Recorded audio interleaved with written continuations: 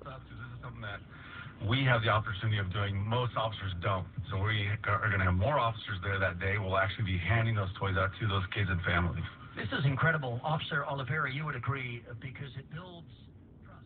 Talking to the CHP in Santa Ana, they're doing a toy drive for Christmas. But hearing that reminds me of an incident I had with one of the CHP in Santa Ana. I had to contact his supervisor. I was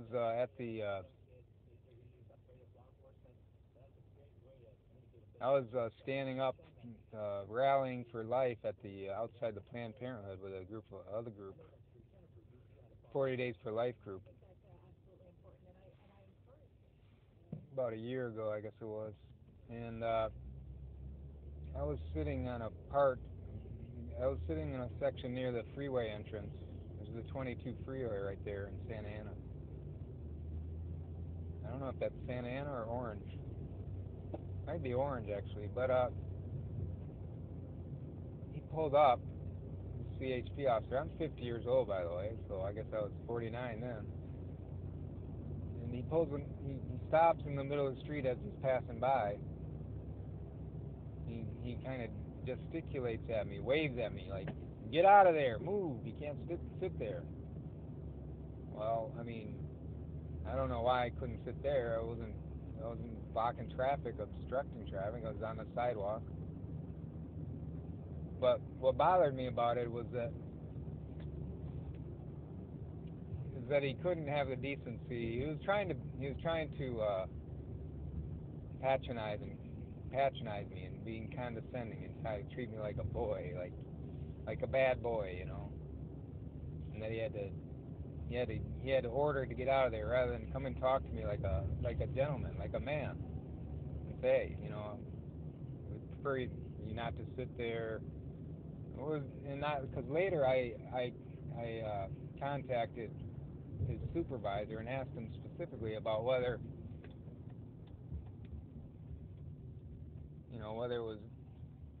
he thinks it's legal or not legal to sit where I was sitting. It was kind of a partition between where it's hard to describe. It was a little partition, but it was part of the sidewalk anyways, and I would think that if push comes to shove, you'd actually have to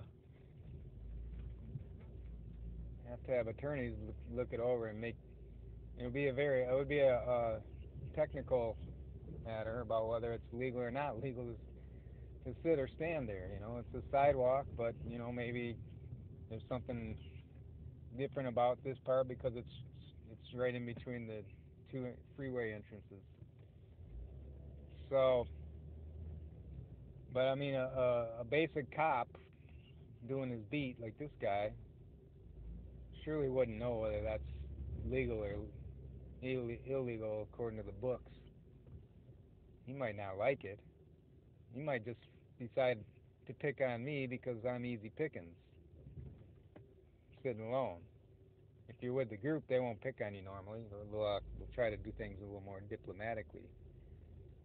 Since I was there alone, he thought, oh, the group was just arriving, and they were sitting down at the other end where they normally do. I was in a place where I get more views because cars enter onto the freeway there from both directions off the avenue. So they all see me and my sign. Can't miss it. But you know, there's no way this guy could have known whether or not it's legal or not legal, other than just whether he likes it or dislikes it or thinks it's dangerous. It's not dangerous because you know, it's on the sidewalk. It's a partition. It's not like I'm in the road where I'm in danger of being hit, or I don't think it was dangerous in terms of, you know, distracting drivers.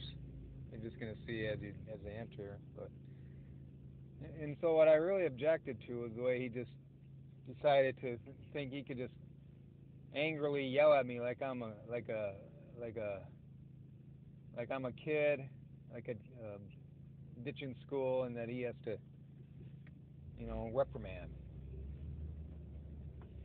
And so I contacted the supervisor about it, you know, because I don't deserve to be treated like a kid at 49 years old. I'm a responsible adult. Take life pretty seriously, and went through all the hoops of being a good citizen and a good and an educated citizen, BA Div. So, and compare that to what the average cop has in terms of education, which we hold in high esteem. Uh, Most of them are on a lower level than me, I can assure you. So there's no excuse to talk down to me. So shame on this CHP officer whose name I never got, but I did talk to the superior there at the CHP. He was a decent fellow. So I'll leave it at that. Merry Christmas.